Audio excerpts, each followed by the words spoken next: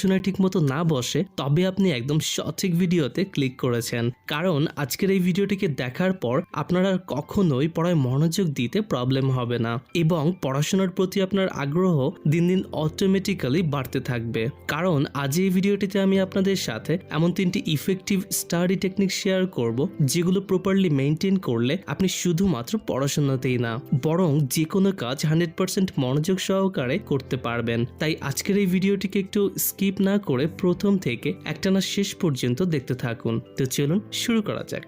Number 1, make your environment study friendly. পর্যাপ্ত আলো নেই এমন কোনো রুমে কখনোই স্টাডি করবেন না। এতে করে কম আলোতে পড়ার জন্য চোখে বাড়তি চাপ পড়বে, ফলে সেখানে পড়তে বসলেই তখন খুব দ্রুত ঘুম চলে আসবে। তাই সর্বদা পর্যাপ্ত আলো আসে এমন জায়গাতেই পড়তে বসবেন। তাছাড়া পড়তে বসার আগে অবশ্যই আপনার পড়ার টেবিল গুছিয়ে নেবেন, কারণ পড়ার টেবিল অগোছালো থাকলে সেখানে বসে পড়ায় মনোযোগ দেওয়া বেশ কঠিন হয়ে দাঁড়ায়। তাছাড়া পড়ার পরিবেশটাকে আর একটু বেটার করে তুলতে আপনি চাইলে আপনার পছন্দের যে কোনো একটি রুম স্প্রে ইউজ করতে পারেন।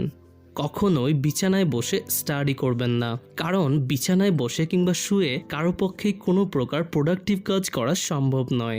একইভাবে বিছানায় বসে ইফেক্টিভলি স্টাডি করাও পসিবল নয়, কারণ বিছানায় বসে পড়লে অল্প কিছু সময়ের মধ্যেই স্বাভাবিকভাবেই আমাদের ঘুম চলে আসবে।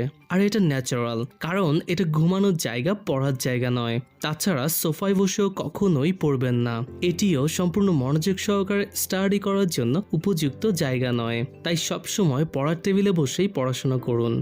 Number 2, improve your interest in study.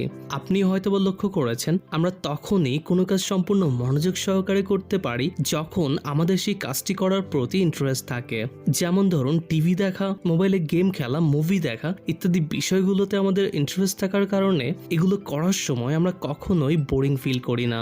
অপরদিকে পড়াশোনা করতে বসলেই আমরা তখন খুবই বোরিং ফিল করি, আর এটা হবার মূল কারণ হলো পড়াশোনার প্রতি আমাদের ইন্টারেস্ট না থাকা। তাই পড়াশোনায় মনোযোগ আনতে হলে সবার প্রথমেই আমাদেরকে অবশ্যই পড়াশোনার প্রতি নিজের ইন্টারেস্ট ক্রিয়েট করতে হবে।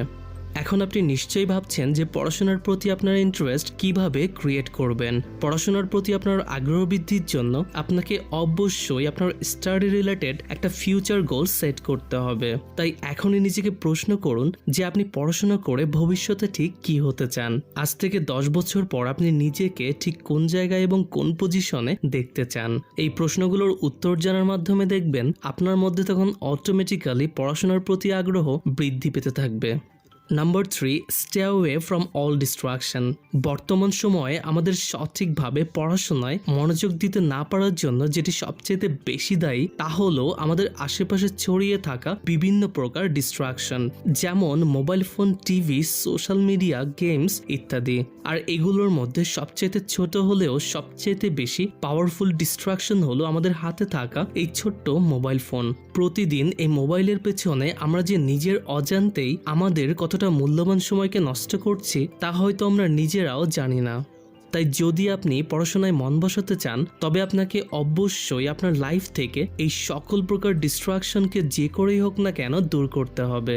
বন্ধুরা, সবসময় একটা কথা মনে রাখবেন, আমাদের জীবনের সময় কিন্তু খুবই লিমিটেড। একবার যে সময় চলে যায় শত আফসোস করলেও তা কিন্তু আর কখনোই ফিরে আসে না। তাই আমাদের উচিত আমাদের জীবনের প্রতিটি সেকেন্ডকে সঠিকভাবে সঠিক কাজে ব্যবহার করা। তাই নিজের উজ্জ্বল ভবিষ্যতের কথা চিন্তা করে হলেও আমাদের উচিত এই সকল প্রকার ডিস্ট্রাকশন থেকে নিজেকে দূরে রেখে আমাদের সম্পূর্ণ ফোকাস শুধুমাত্র পড়াশোনাতেই দেওয়া। যদি এই ভিডিওটি আপনার ভালো লাগে তবে অবশ্যই ভিডিওটিকে লাইক করুন এবং শেয়ার করে আপনার সকল বন্ধুদেরকেও ভিডিওটি দেখার সুযোগ করে দিন।